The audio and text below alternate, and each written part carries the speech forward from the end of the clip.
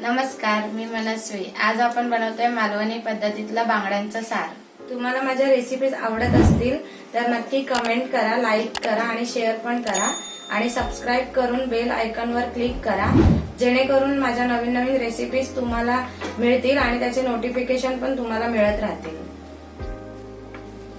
आता मी 5 बांगडे घेतले, चांगले स्वच्छ धुवून घेतले। त्यासाठी आपल्याला वाटण करावं लागेल। त्यासाठी ओलं खोबरं घेतलंय 1 वाटी किसून, कोथिंबीर घेतले, आलं घेतलंय, लसूण घेतलीये आणि कोकम घेतले। आणि त्यासाठी मिरची मी अर्धा तास आधी भिजत ठेवलेली, लाल सुकी मिरची आहे ही। आता ते सगळं आपण वाटून घेऊ आणि त्यासाठी हळद पण घेतली। आता आपण वाटण करूया। त्यासाठी ओलं खोबरं मिक्सरच्या भांड्यात घेते, लसूण पाकळ्या घेतल्या 10 ते 12, आलं घेतलंय आणि कोथिंबीर घेतलीये आणि ह्या भिजत घातलेल्या मिरच्या पण वाटून घेऊत आपण। आणि थोडं थोडं पाणी घालून त्याला वाटून घेऊयात।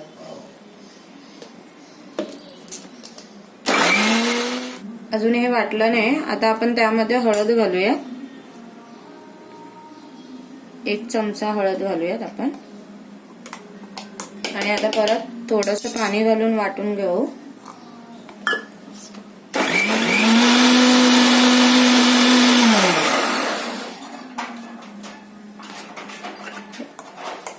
हे बघा, हे चांगलं आता वाटलंय, बारीक केलंय, कलर पण छान आलाय मिरचीचा।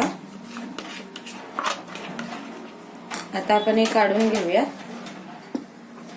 आता आपण टोप तापत ठेवलाय, त्याच्यामध्ये 2 ते 3 टेबलस्पून तेल घालायचंय।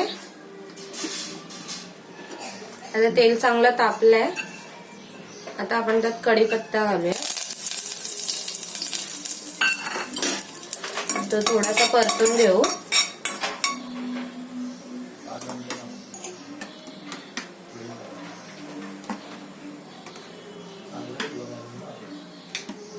आता त्यामध्ये आपण हे वाटण घालूया आणि वाटण घातल्यावर 10 ते 12 सेकंद आपण थोडी वाफ आतमध्येच मुरून द्यायची आहे। आता आपण हे काढूया 10 ते 12 सेकंदाने आणि चांगलं परतून घेऊ।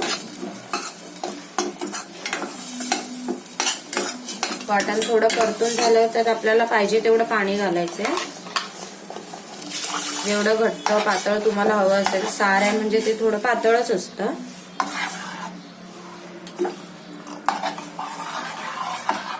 हे बघा,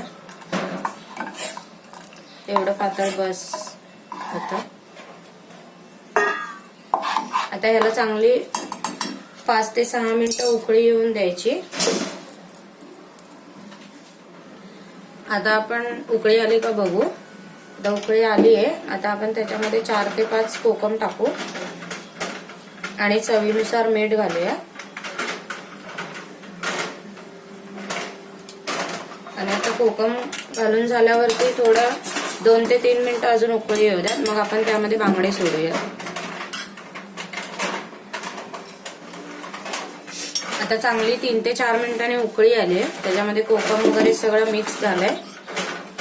आणि हे सगळं करत असताना गॅस मिडियमच ठेवायचा आहे आपल्याला। आता आपण त्यामध्ये बांगडे सोडूया। हे बघा, हे 5 बांगडे घेतले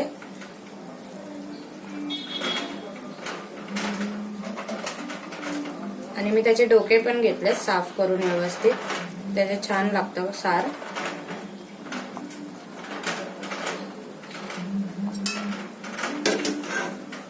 आता हे जास्त हलवायचे नाहीत, नाहीतर नरम होणार। अजून 3 ते 4 मिनिटं आपण चांगली उकळी काढूया त्याला आणि मग रेडी आहे आपलं सार। आता आपण उकळी आली आहे का बघू। 3 ते 4 मिनिटं झाले। आता बांगडा पण चांगला शिजला गेलाय, मी दाखवते तुम्हाला। हा बघा, बांगडा पण चांगला कुस्करतोय, म्हणजे चांगला शिजला गेलाय। आता हे खाण्यासाठी रेडी आहे।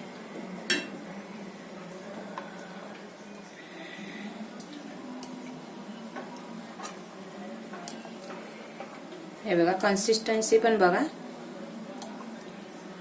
साराची आली पूर्ण.